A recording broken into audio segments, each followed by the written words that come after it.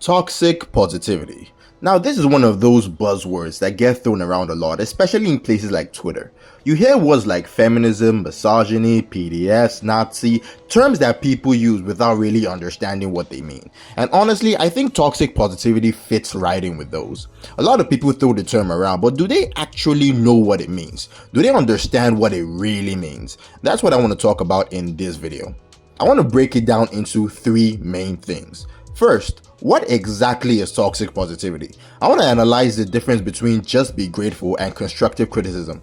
Why is it that when you see a post or video that's clearly constructive, someone else sees it as an attack? Why do communities act like calling out problems is some kind of crime?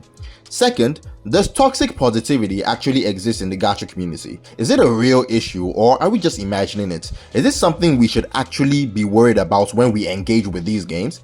And finally, how does it affect the gacha community overall? If toxic positivity is real, what kind of impact does it have? Does it make the community better or worse? And if you enjoyed this video, don't forget to like, comment, and tell me your thoughts. What you agree with, what you don't, and whatever is on your mind. And of course, subscribe and turn on notifications so you don't miss out on any of my future videos. Alright, let's get into it. So what exactly is toxic positivity? To put simply, it's when people force themselves or others to stay positive even when something sucks. Instead of acknowledging real issues, they act like complaining is the problem. In gacha terms, it's when a game drops trash rewards, bad banners, or a lazy update, and someone says, just be grateful, at least we got something, or if you don't like it, just quit, or the devs are trying their best, like millionaire devs are trying their best. Okay. It's like watching a house burn down and saying, well, at least it's warm. Toxic positivity isn't just about staying positive, it's about ignoring problems and shaming people who want things to improve. That's why I honestly believe that people who are toxically positive just cannot watch my videos. I've noticed I tend to focus more on the criticism side of things, not mindless bashing obviously, but actual constructive criticism. Now, do I think the devs watch my videos? Of course not. But every single person who watches, likes, and comments does play these games. And I know for a fact that some devs listen to their player base. They see what people are saying. So in my own small way, I hope my videos help give you the words and ideas to tell the devs what you actually want from these games. But let's not get sidetracked. The point is, someone who is toxically positive just cannot watch my videos. And here's the thing, I don't want any of you to think that someone who is toxically positive is inherently a bad person. They're not. They're not inherently good either.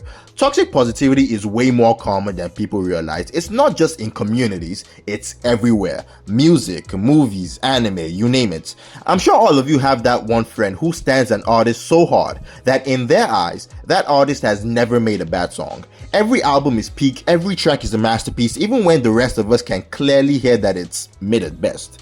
Same thing with anime. There are people who genuinely believe their favorite anime has never had a bad episode, even the fillers are cinema.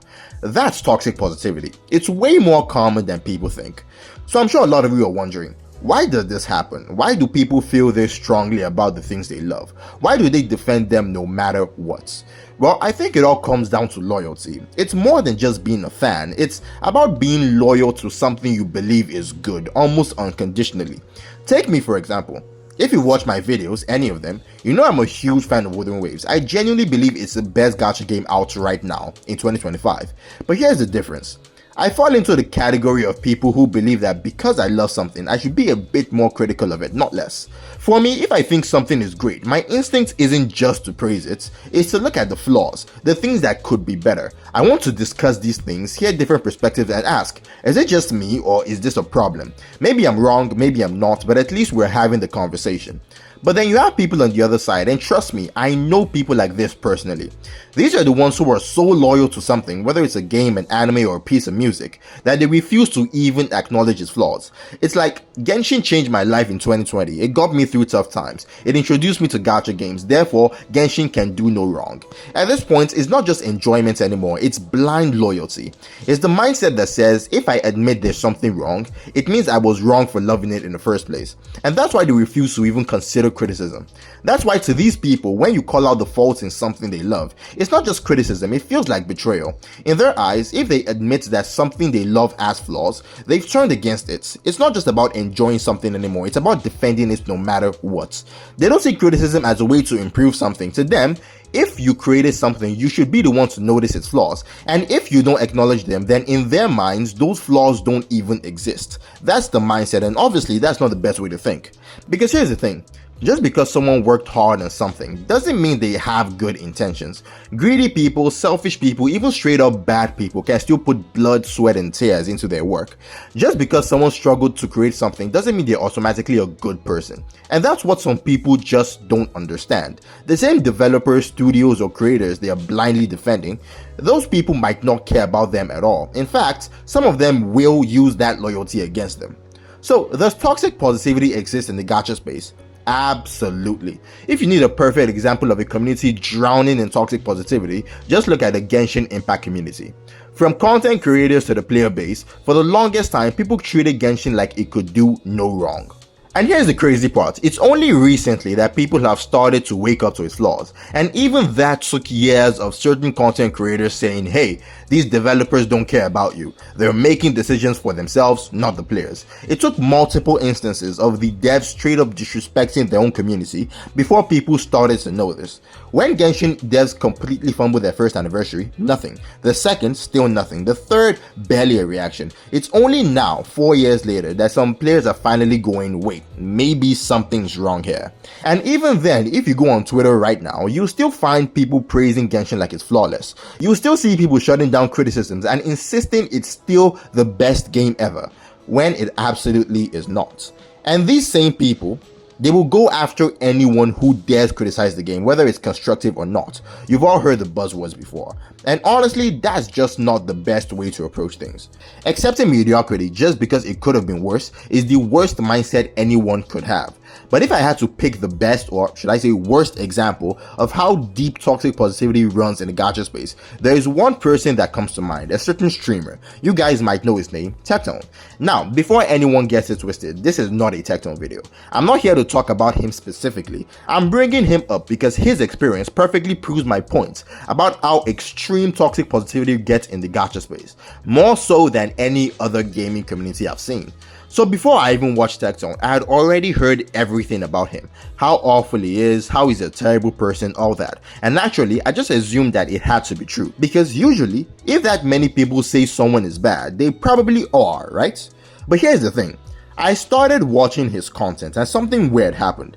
I didn't actually see anything that justified the sheer hatred he got. He was loud, yeah, over the top, absolutely, but evil, not really.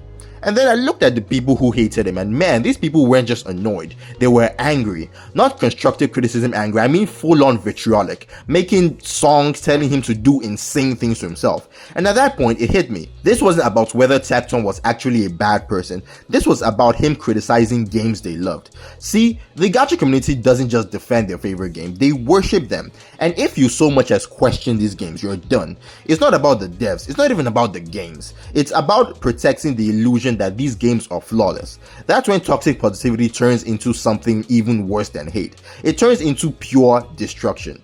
And that's why the gacha community is peak toxic positivity, because it's not just about saying I love this game, it's about silencing anyone who doesn't. And obviously this is absolutely negative for the community, because other than the things I spoke about, this negativity affects the very game they are trying to defend. Take Genshin streamers for example. A lot of them used to act like every single update was the best update ever. Every single one. And that's the thing. If everything is amazing, then nothing is. If you treat a mid-tier update the same way you treat a game-changing update, then what even makes the good one feel special? If everything is peak, then nothing is peak. It's like eating your favorite food every single day. At first it's amazing, but eventually it stops being special, it just becomes normal. And that's exactly what happens when people blindly hype up every update. It doesn't help the game, it kills the excitement. And that's not even the worst part. See, toxic positivity doesn't just affect how people react to updates, it affects who gets to speak at all. Because the moment someone dares to criticize a game, no matter how fair or constructive they are, they get labeled a hater or toxic. And suddenly, the conversation stops being about the game altogether. Now, let me be clear. Just because toxic positivity is bad, doesn't mean that pure negativity is the answer, because trust me, there are plenty of people who thrive on just hating everything, and that's just as bad. At the end of the day, criticism should always be constructive. You can call out flaws, you can say what you don't like, but if every single thing is always bad, then your words start to lose meaning. Just like the people who say every single thing is always good. There's a balance, a sweet spot, the place where you can love something while still holding it accountable. That's the kind of discussion that actually makes games better. But hey, that's just my take. What do you guys think? Do you agree, or do you think there's actually a good side to toxic positivity that I'm not seeing? Let's talk about it in the comments. And as always, I'll catch you in the next one.